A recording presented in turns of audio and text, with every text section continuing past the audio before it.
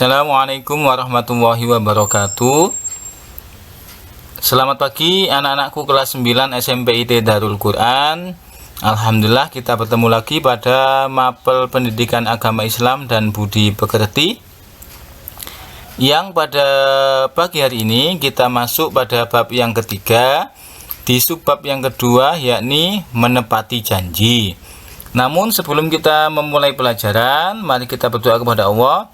Semoga kita senantiasa mendapatkan ilmu yang bermanfaat dan senantiasa kita diberikan keberkahan ilmu oleh Allah. Amin ya rabbal alamin.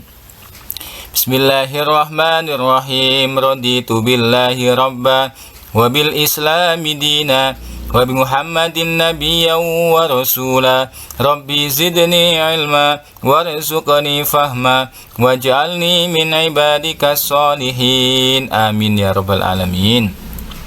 Nah anak-anak, jangan lupa senantiasa menjaga kesehatan dengan rajin mencuci tangan, kemudian memakai masker dan juga menjaga jarak. Semoga ikhtiar kita menjadi penyebab kita dijauhkan oleh Allah dari beberapa macam penyakit, terutama penyakit COVID-19. Amin ya rabbal alamin. Nah, pada kesempatan kali ini kita akan membahas tentang menepati janji. Apa menepati janji itu? Janji adalah pernyataan seseorang kepada orang atau pihak lain yang menunjukkan kesediaan dan kesanggupan untuk berbuat. Jadi janji itu adalah pernyataan kita kepada orang yang kita mengatakan bersedia untuk melakukan pernyataan tersebut, ya, dan kita sanggup untuk berbuat sesuai dengan kemampuan kita. Sedangkan menepati janji itu berarti melaksanakan janji yang pernah dinyatakan kepada orang atau pihak lain. Kalau kita sudah berjanji, maka kewajiban kita adalah harus menepati janji. Sebagai orang yang beriman, kita pantang untuk ingkar janji. Orang yang ingkar janji dikategorikan sebagai orang munafik. Apa itu orang munafik? Orang munafik itu adalah orang yang perkataannya tidak sesuai dengan apa yang dilakukan, atau orang mengatakan orang yang bermuka dua. Di sini bilang A, di situ bilang B. Nah, seperti itu. Nah, kalian tidak mau kan dikategorikan sebagai orang munafik? Yang mana ciri-cirinya sudah kita bahas pada pertemuan sebelumnya, yaitu ada 3. Yang pertama, apabila berjanji dia berdusta. Yang kedua, apabila dia berkata dia berdusta. Yang kedua, bila berjanji dia mengingkari. Dan yang ketiga, bila diberikan amanah atau diberi kepercayaan, dia berkhianat. Janji itu adalah merupakan hutang yang akan ditagih sampai di akhirat. Jadi ketika kalian sudah mengatakan iya, saya bisa, iya, saya janji, maka itu adalah sebuah hutang yang harus kalian lunasi, yang harus kalian laksanakan. Jangan sampai kalian sudah berjanji tapi tidak dilaksanakan. Nah, nanti akan ditagih oleh Allah di akhirat, dan ditagih sama orang yang sudah kalian berikan janji ketika di dunia. Janganlah mudah mengucapkan janji, namun jika terpaksa harus berjanji, ucapkanlah insya Allah, alias jika Allah menghendaki. Tapi ingat, insya Allah ini kita ucapkan apabila kita memang benar-benar mau datang dan 90% kita bisa. Jangan kalian tidak mau janji, tidak mau datang, tidak bisa, tapi bilangnya insya Allah. Berarti apa? Itu meremehkan nama Allah. Contohnya bagaimana? Contohnya seperti ini. Kalian sudah berjanji pada temanmu, nanti sore jam 4 kita akan belajar bersama. Oh iya, saya bisa. Kamu sudah janji. Insya Allah saya akan datang. Nah, kemudian kamu setelah sholat asar 3:30 kamu berangkat. kamu berangkat tiba-tiba di tengah jalan hujan deras, kamu lupa tidak bawa mantel, akhirnya bajumu basah. Nah, akhirnya apa? Kamu pulang lagi. Ya, sudah mau sampai karena bajunya basah. Waduh, saya sungkan, nanti baju saya basah, malah merepotkan. Akhirnya kamu pulang. Nah, ketika besoknya kamu bertemu, kamu ditanya, tuh, katanya kemarin mau datang ke rumah, bilang insya Allah bisa. Iya maaf, saya kemarin sudah datang, sudah berangkat, tetapi kehujanan. Nah, baju saya basah, tidak lupa tidak bawa mantel, akhirnya saya pulang. Nah, itu boleh. Kalau kamu bilang insya Allah, tapi kamu di rumah diam saja.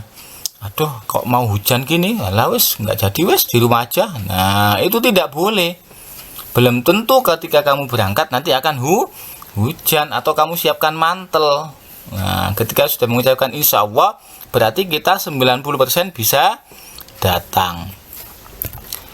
Sekali orang mengingkari janji, maka dampaknya adalah orang lain akan sulit mempercayainya lagi. Ya, kalau kita sudah ingkar, sudah tidak menepati janji, maka kita akan istilahnya tidak dipercaya orang lagi. Jangan sama itu, dia tidak bisa dipercaya. Nah, seperti itu. Jadi merupakan kerugian yang sangat besar. Menepati janji itu merupakan wujud dari memuliakan, menghormati, dan menghargai sesama manusia.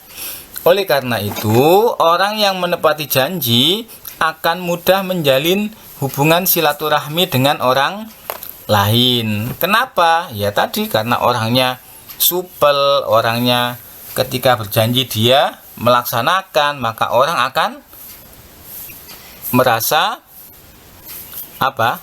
Seperti keluarga, bisa dipercaya dan sebagainya.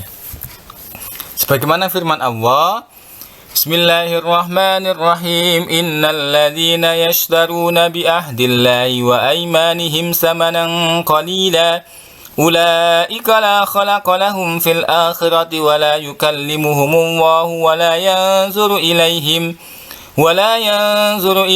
yawmal qiyamati wa la yuzakkihim wa lahum azabun alim. Yang artinya, sesungguhnya orang-orang yang memperjualbelikan janji Allah dan sumpah-sumpah mereka dengan harga murah, mereka itu tidak akan memperoleh bagian di akhirat, dan Allah tidak akan menyapa mereka serta tidak memperhatikan mereka pada hari kiamat, dan tidak pula menyucikan mereka, dan bagi mereka azab yang sangat pedih. Maksudnya apa? Orang-orang yang memperjualbelikan janji Allah dengan mengucapkan insya Allah atau dengan mengucapkan demi Allah saya berjanji saya akan seperti ini, ya, dengan harga yang murah. Apa? Ingin memperoleh suara dari rakyat, ingin memperoleh kepercayaan masyarakat, ingin memperoleh kedudukan dan sebagainya, ingin dihargai teman, ya, tetapi dia tidak melaksanakan janji tersebut. Nah, maka nanti Allah tidak akan memberikan rahmat ketika di akhirat dan akan dimasukkan neraka serta disiksa oleh Allah. Na'udzubillah min zalik. Rasulullah pun juga pernah bersabda, sesungguhnya orang yang terbaik di antara kamu adalah siapa yang paling baik menunaikan janji. Ya, makanya kalian kalau mau berjanji, dilihat dulu, dipikir dulu, saya mampu apa tidak, saya sanggup apa tidak. Oh, ini terasa berat bagi saya. Bilang saja, maaf, saya tidak bisa. Lebih baik jujur daripada kalian berpura-pura tapi tidak bisa menunaikan janji. Nah, sekarang yang terakhir, manfaat menempati janji.